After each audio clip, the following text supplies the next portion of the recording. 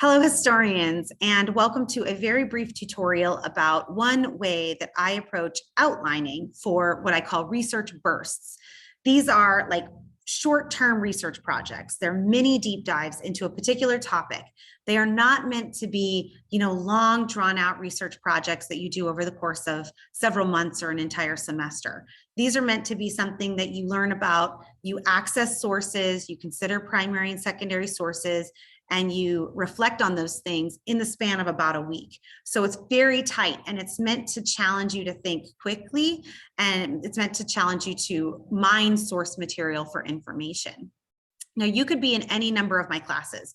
You could be in an African-American history class, a Mexican-American history class, an Arizona history class, a women's history class, anything, right? And I might be assigning something that looks very similar to this.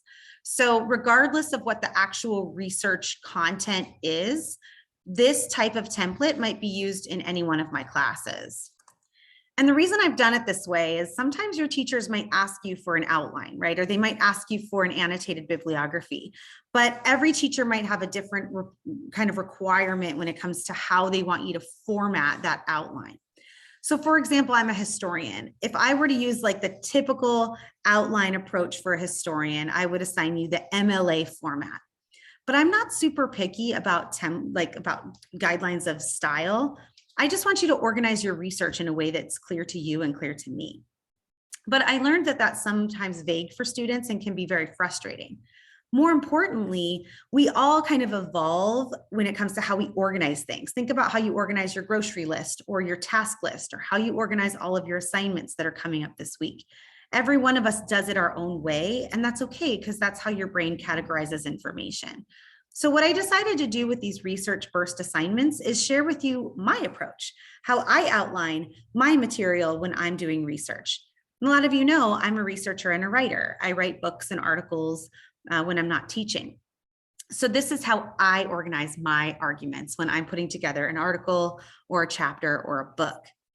You don't have to be really prescriptive to my template, but it does give you kind of a reminder of all the things I am grading for.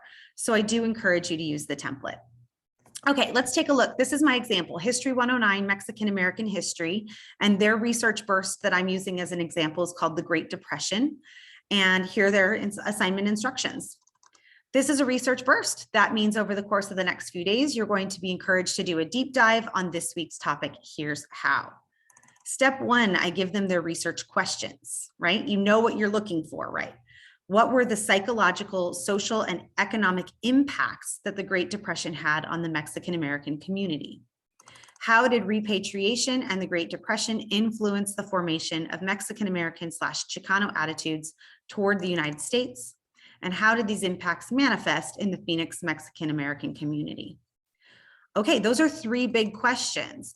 Now, if you're not in this class, you're probably like, whoa, how would I answer that? But if you are in this class, you've been reading about these things for the last couple of weeks. So you kind of already have an idea of what you might be able to use. So that's step one, consider your research questions. What are you trying to look for? What are you trying to answer? Step two, I give you a blank outline or template to organize your research. You can download it in the Word doc, you can download it in PDF, or you can access it in a live viewing document and save a copy to edit in your own. Step three, assemble materials. You can't complete any of this without information. None of you know the answers to these things just like innately. We all get our information from somewhere. So I ask you to open all relevant documents and sources. In this particular case, they have a list of documents and materials that they can use for this assignment. In other examples, you may just be told, assemble your materials, get the articles, the books, the videos, the images, the primary sources, the things that you've been collecting over the course of the last few weeks. Assemble your materials because you'll need them as you fill out your outline. For this particular assignment in this class, their materials are all in the reading list. Okay. Step three, complete your outline. Notice these requirements. There are 2 pages for you to complete. There are 3 major research questions highlighted in colored bars. Each question includes space for the following things. Specific example listed. Please write a title or brief description for your chosen example. Citation. Please provide a full citation for where you got that information. And justification. Please explain why your chosen example answers that specific aspect of the research question. Whoa, that's a ton of stuff. Well, let's go ahead and open our template so we know what it is that I'm talking about. Okay, so here's the template, research burst, Mexican Americans in the Great Depression. All right, let's go back. It says there are 2 pages for you to complete. I see 1, I see 2. Excellent. All right, there are 3 major research questions highlighted in colored bars. Each question includes space for the following things. Okay, colored bars, here they are. Oh, here they are. There are research questions. Remember, what are some psychological, social, and economic impacts that the Great Depression had on the Mexican American Chicano community? Question 2, how did repatriation in the Great Depression influence the formation of Mexican American Chicano attitudes toward the United States? And question 3, how did these impacts manifest in the Phoenix Mexican American community? Okay, now each of these things, each of those 3 colored bars requires a specific example, a citation, and a justification. And look, I've even put in the template all of these things. For this one, you need a psychological example, a social example, and an economic example. And for each example, you need a citation and a justification. Okay, so if I were in this class, I would immediately go to the reading list and I would open all of the materials. I won't do the lecture because it's a video within a video, but I'll open my articles and see what comes up. We've got depression and the struggle for survival. We've got the Great Depression and Mexican American women. We've got the US deported 1 million of its own citizens to Mexico during the Great Depression. And we've got one more article loading, Latino Americans, the impact of the Great Depression on. Well, this is just great. So I would scan these materials. Maybe I would already know some of these things, right? For example,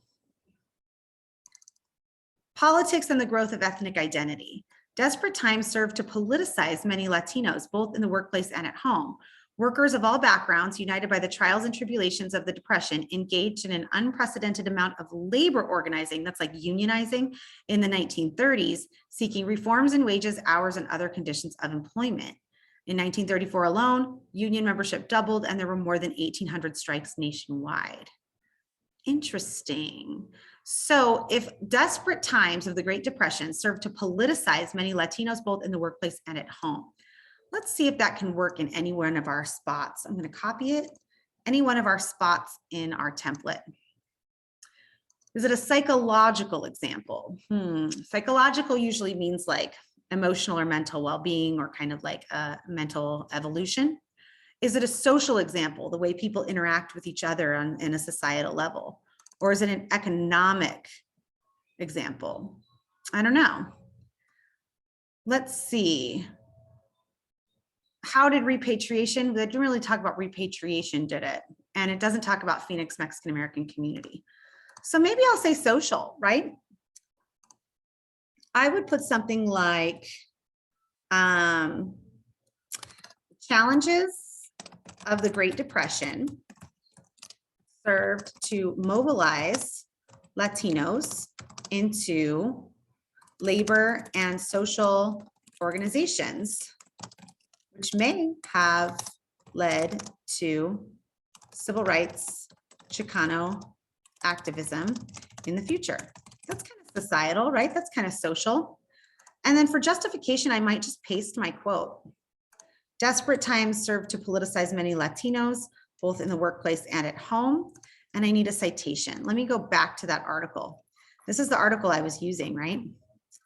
I'm going to scroll all the way to the bottom. Oh, no, it's at the top. See this where there's a little icon that says cite? I click on cite, I copy it.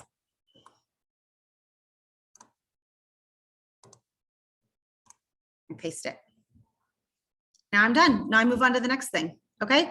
So that's the kind of way that I would approach this assignment is I would use my materials And I would just fill this out one example at a time. And then you save it and then you share it with me. Okay, so regardless of what class you're in, whether or not you are in this class or if you're in a African-American history class or a women's history class, this kind of template can help you organize your research. You're looking for an example, you're looking for a citation, and you're looking for a justification. Your justification, essentially what it does is it takes your example and it aligns it back up with the research question. So I might have to fill that justification out just a little bit more to explain how this is an example of a social impact of the Great Depression on Mexican Americans in particular. All right, happy learning.